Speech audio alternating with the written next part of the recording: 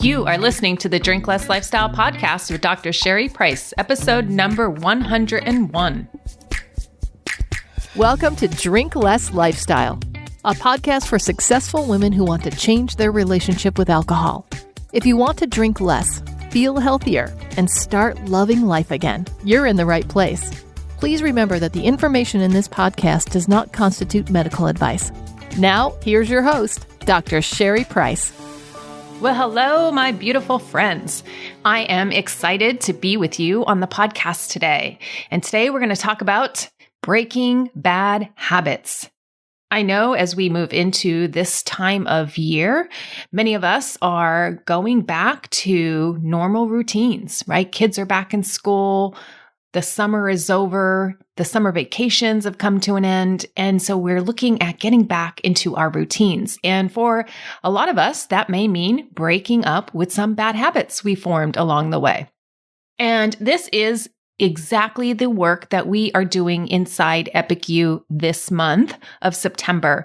So you know I've created this epic program called Epic U. It's all of the content and my life's work that I've developed over the last several years, and we've put it into this container called Epic U.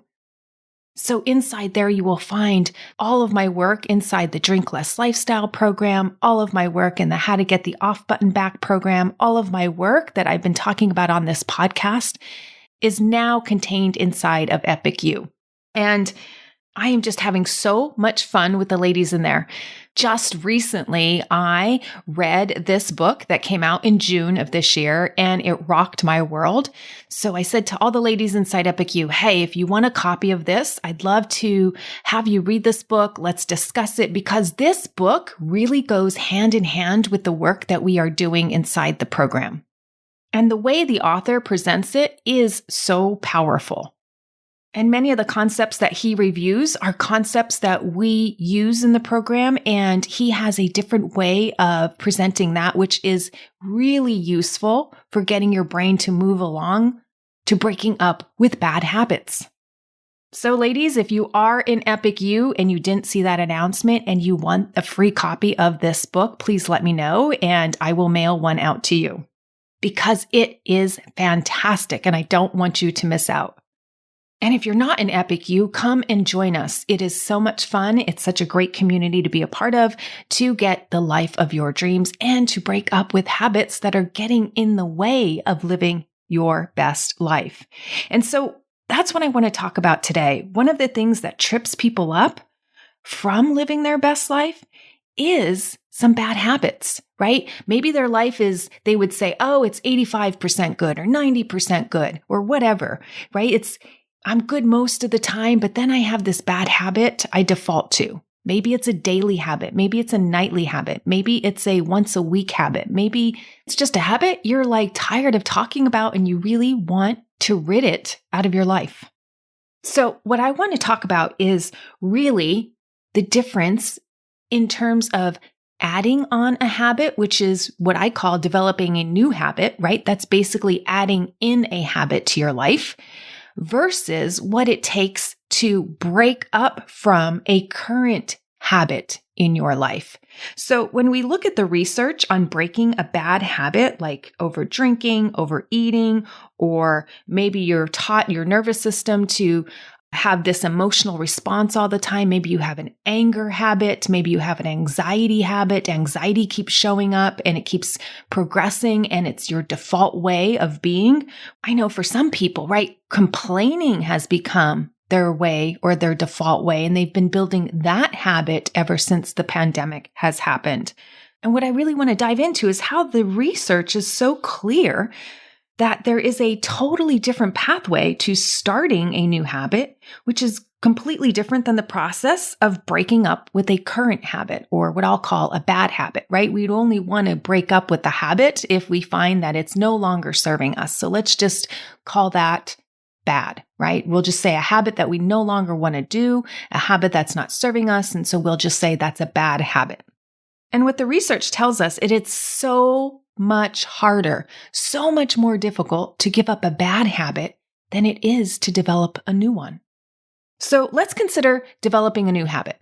Maybe you want to eat more vegetables. Maybe you want to get in the habit of walking or doing some form of movement or exercise, right? When we take on a new habit, I want to tell you, the brain is excited. The brain sees this as a chance to improve something in your life. It knows it'll feel better, it'll be healthier, maybe you'll lose weight. Whatever the gain is that you're going to get, the brain desires that. Now, when you're developing a new habit or adding in a habit, there's also that sense of novelty. And the brain looks at that novelty as something new, something fresh, something to get excited over. And I'll tell you, the novelty piece really isn't there when you're looking at breaking a habit, a current habit. So it's different, right? So you get this novelty piece, which the brain then becomes even more excited, more enticed to take that action, more excited about eating a few more carrots or some broccoli or taking that 5 or 10-minute walk. And so you'll see that the brain really is not about pushing away that change, right? It's embracing it. It's like, hey, I want that because I know I'll feel better after the walk. I'll feel better once I eat this way. And so your brain essentially embraces the concept of adding in a new habit. It feels good. There's reward in choosing this behavior. The brain senses it, the brain feels it, your body feels it, and so it fuels you to keep taking that same action in the future. And what the research shows, right, is when you add in a new habit, it doesn't take a very long period of time to form a new habit. Now, for me, that's what I'm doing right now with exercise. I've started the process a few weeks ago, and now I'm embedding it into my weekly habits. I'm upping the amount of exercise that I do each week, and it feels so good. There's an immediate reward that I get. And you begin enjoying it more and more the more times you do it. I want to point out that there's very little resistance when you truly want that new habit.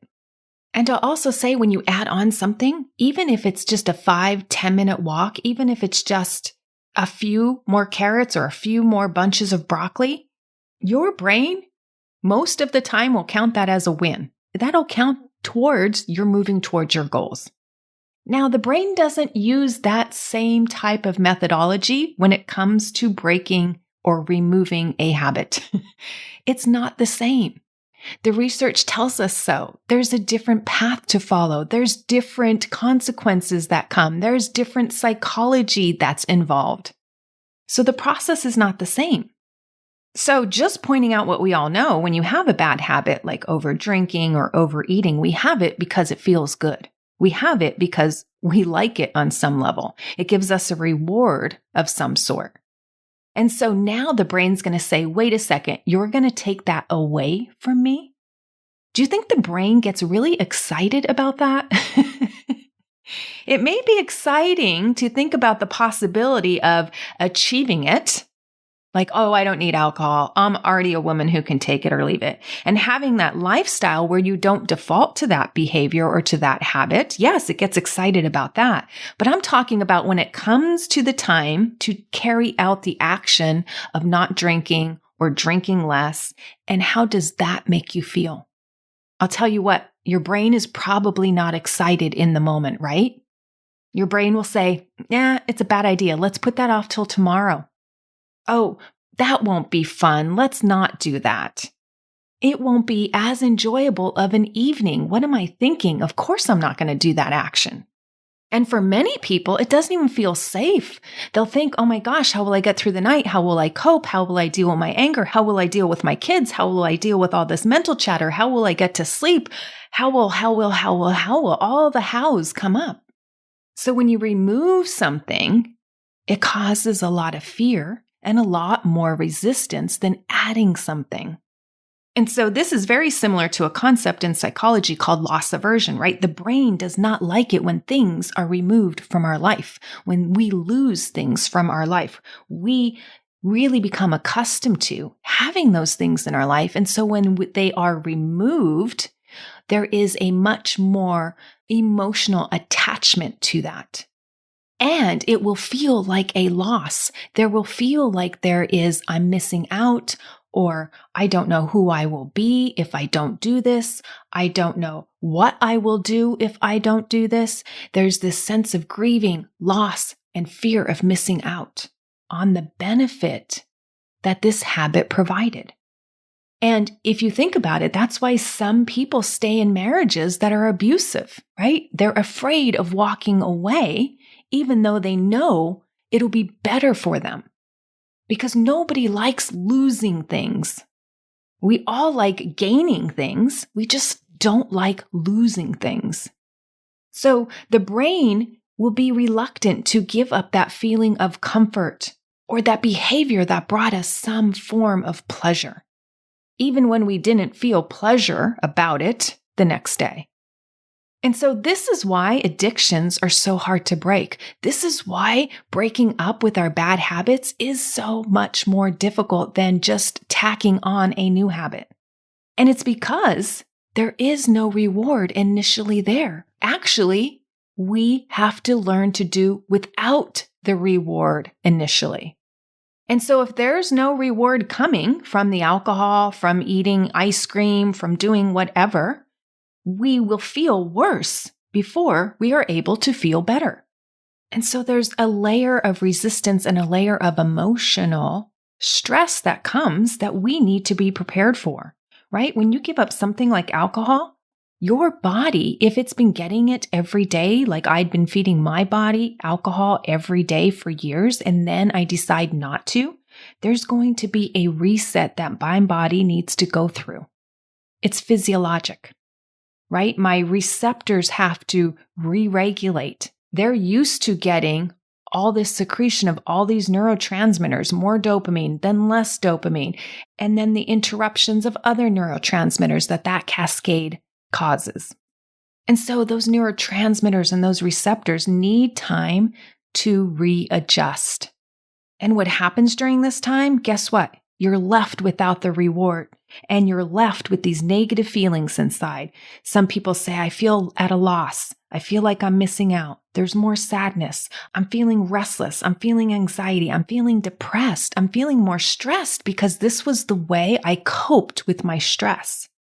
And so now they don't know how to process these negative emotions. So I want to point out that this part of the process is known. We know it from science. We know it from the research. We know that this will happen. But what happens for a lot of people is they start second guessing themselves and thinking that this part of the process shouldn't be happening. I should be able to feel good without alcohol. Something's wrong with me now that I'm not feeling good without alcohol or another tub of ice cream. And what we know about our bodies is they need time to reset and readjust. And if we're not feeding them these substances externally, we're not going to get the reward, and we have to be okay without receiving that reward for a bit of time until our bodies readjust. Now, if this process didn't happen, all these negative emotions swarming, we'd be able to cure addictions much easier, wouldn't we? Because who really wants to go through this process of like, oh, I'm going to have to feel terrible for a couple of days because I'm going to have to feel my emotions, and I really don't want to.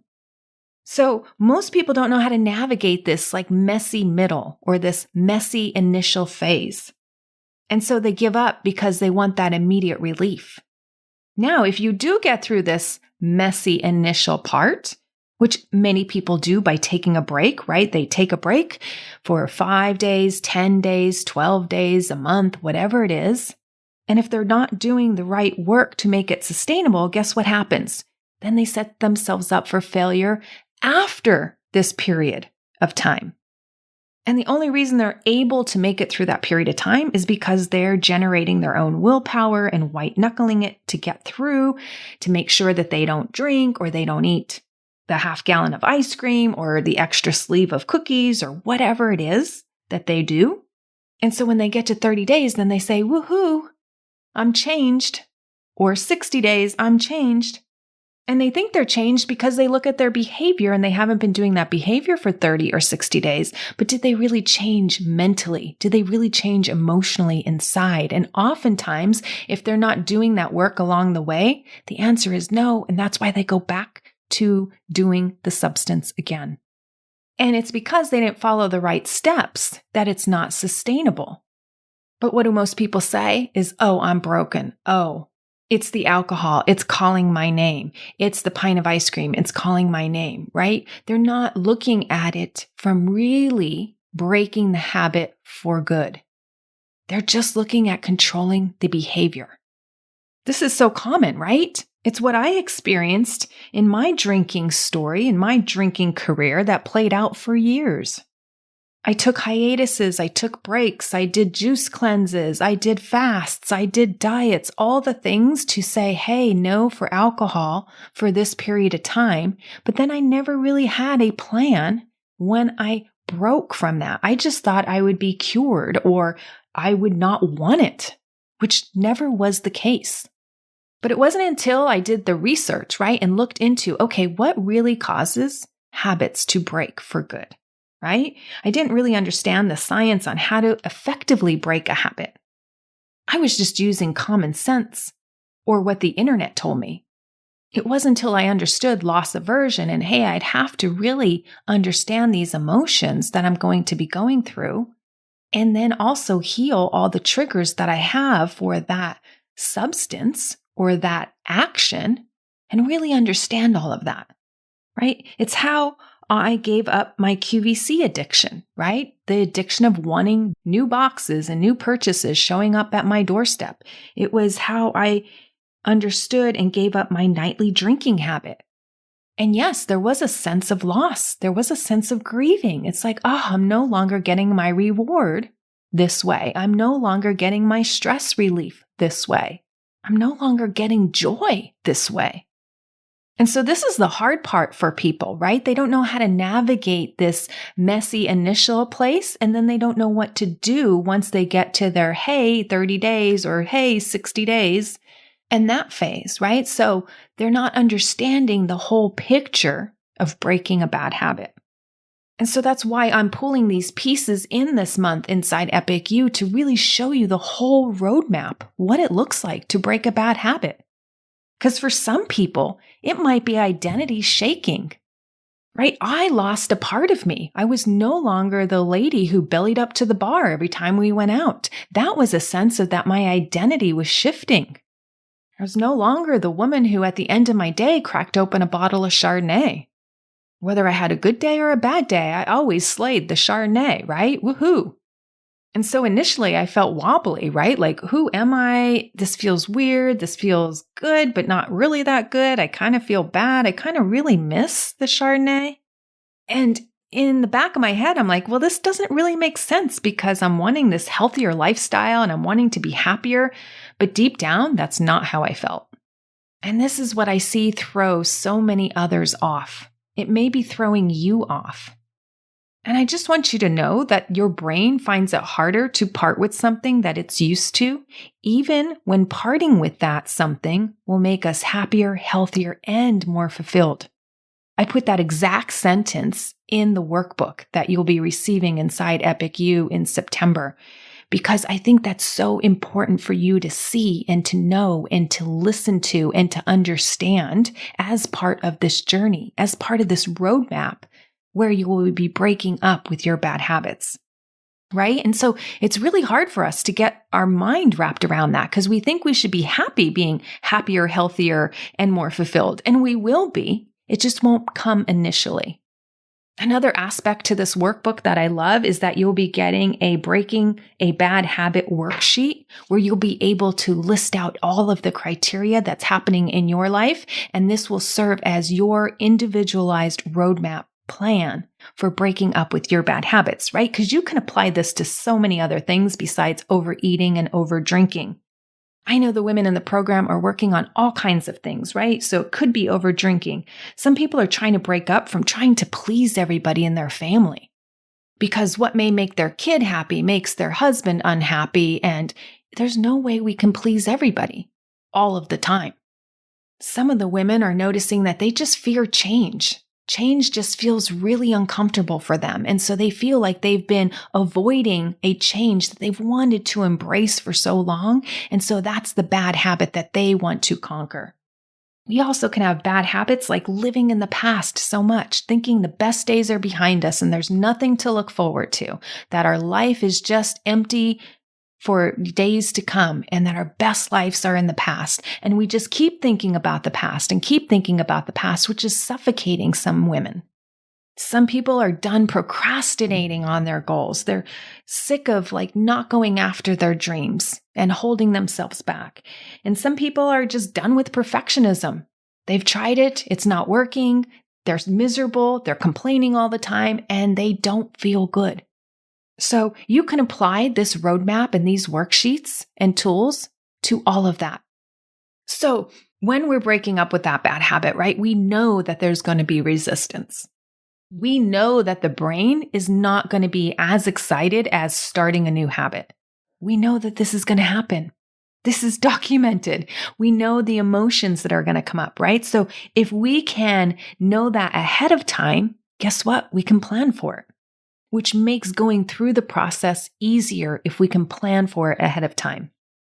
We don't have to interpret these emotions to mean that, this means something's wrong. This means something bad about me. No, everybody's going to experience these emotions. We don't have to say, I should be feeling better. And we don't have to listen to all the brain chatter that we have. What's better is to keep your brain focused on where we're going. And I want to help you keep your brain focused on where it's going, right? That's why I created this workbook this month, because I wanted to outline the process for you so you can stay focused. Because you have to know that this is normal. It's biologic, it's physiologic, and we know the emotional response that our bodies will have, and we know that our brains will kick back like toddlers having a tantrum when something is removed that we're used to having in our lives. And when you know that this process is normal and how to navigate it, it just becomes so much easier. You no longer cause your own suffering by fighting with yourself. You no longer have that, oh my gosh, I'm drinking and I know I shouldn't be, right? That dual conversation in your head, right? The angel saying you really shouldn't be drinking and the devil says, just drink more, it's fine. We'll start tomorrow, right? That's when we become double-minded. And when we're double-minded, we drive ourselves crazy. We don't feel good about ourselves, right? There's a whole conversation going on in the head that is not even based on reality, right? It's just one conversation over here, one conversation over here, and it drives us nuts. That's that mental chatter people want to get away from. And I'm with you. I used to have it. Now when I drink, I just want to drink and just have one chatter in my head. I'm enjoying this drink. It's delightful and I'll be elegantly satisfied when I'm done. And most days, I don't even want the drink. I don't want it as part of my lifestyle. It's not the woman I want to be. And so if that's what you want, I want to help get you there. I don't want your brain acting like a toddler who's had its pacifier taken away. Now, initially, it may do that. And we know that that's going to be a normal part of the process. But how will you navigate that? How will you have your own back so you're going to stay committed to your goal? Because I want you to stand firm for what you believe in and be able to execute that in your life. I want you to stand by your word. When you say something, you're going to do it. Not for anybody else, but for the benefit of you. And when I understood scientifically how to break a habit, it made all the sense to me because that's how my brain is wired. I'm a very scientific-minded person. You show me the research, you show me the diagrams, and boom, my brain gets it. That is the language of my neurons. My neurons really gravitate towards that type of linear process. And I love that I know that about my brain. I know how my brain needs to be carried along to get to the goal that I want. And so I'm going to use that to my advantage. And all that means is I'm using it to serve me, right? I'm using what works for my brain to give it the power it needs so that it can carry out what I want it to do. Because if I say to myself, I want to be healthy, that's part of the journey. But then I have to define for myself, what does healthy look like for me? It may not be how an athlete describes being healthy. It may not be how an Olympian describes their best self and their healthy. It may not be how an NBA or an NFL player describes their level of healthy. But I've defined what healthy feels like for me and when my body feels good. And sure enough, we know our bodies will tell us when they don't feel good. The next day after drinking too much, it tells you, hey, that doesn't feel good.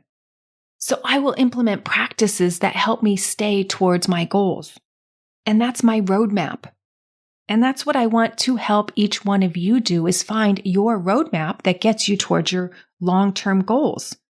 And for many people, those long-term goals include inner peace, joy, contentment, love, connection in our relationships, getting along with others.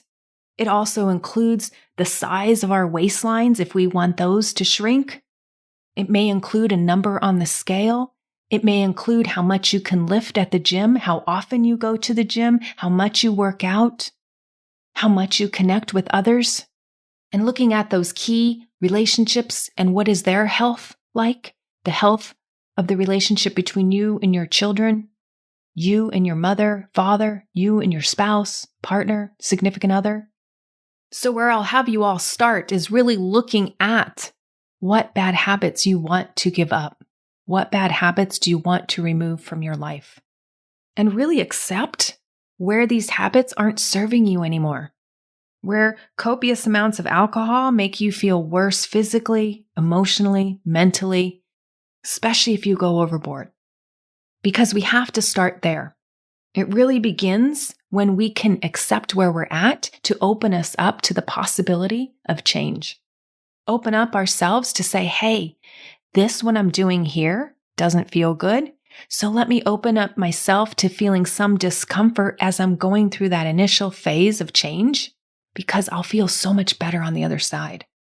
Because we know that's part of the process of breaking up with a bad habit. If it wasn't, it would be easy to do and we'd all be able to accomplish it. But then that pain goes away. It's not permanent. And just think about the current pain you have now. If you're over drinking, right? You're probably thinking about alcohol before you even consume it. Maybe it's coming into your thoughts at 2 p.m., 3 p.m. Maybe you don't keep it in your house and you're like, nah, am I going to go get it? Am I not going to go get it? Or if you work outside the home, you're going to be like, am I going to stop at the grocery store on the way home? These thoughts are coming into your mind before you even consume it. You're having mental anguish, emotional anguish over it before you even consume it. And then you're consuming it. And for how many hours that lasts, I'm uncertain. For me, it was at least 3 hours of constant, slow drip consumption, right? Maybe the first was a bolus dose I'd give myself, just swallow that whole glass, and then a steady pour the rest of the night. And yeah, I knew I shouldn't be doing it, and there was some pain in that too. And then going to bed, getting up the next day, and thinking about how much I drank after I've consumed it. So the next morning, thinking about, this is what I did. Okay, just forgive yourself, move on. Today's a new day. And then I would just repeat that same cycle. So even though my drinking only lasted 3 hours of actually physically consuming it, the mental and emotional anguish lasted so much longer. And that added extra stress to my life because I wasn't happy about it. I knew it wasn't healthy. I knew it was contributing to my expanding waistline. I knew it made me want to tune out of my life and procrastinate on things. And it made me less likely to exercise and do other healthy things. And it made me more likely to snack and overeat and eat stuff that I really wouldn't put in my body had I been totally sober. And so all that extra disappointment on top, right? Again, the emotional baggage that comes with this of not achieving the goal of being able to be a woman who can take it or leave it felt so heavy. It was that extra burden on my life that I'm like, I don't want this. I feel like I'm carrying 2 pieces of luggage in each hand. And that heavy weight, it wasn't good for my soul. And so that's why I created this topic, this workbook this month, so it can serve as your roadmap designed for you to break the bad habit. Because I want to walk you down this path that's research-backed, that breaks the habit long-term. I don't want you to suffer anymore, and I don't want you thinking that this has to be the way it has to be forever. You can learn to break the habit, any bad habit. And here's the thing, if you've tuned out, come back in and listen to this key point. It is very important. Most people try to remove a bad habit by focusing on the habit.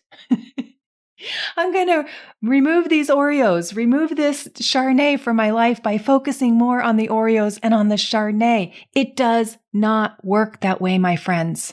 If you look at the research, that is the least effective way to remove a bad habit. The least effective way.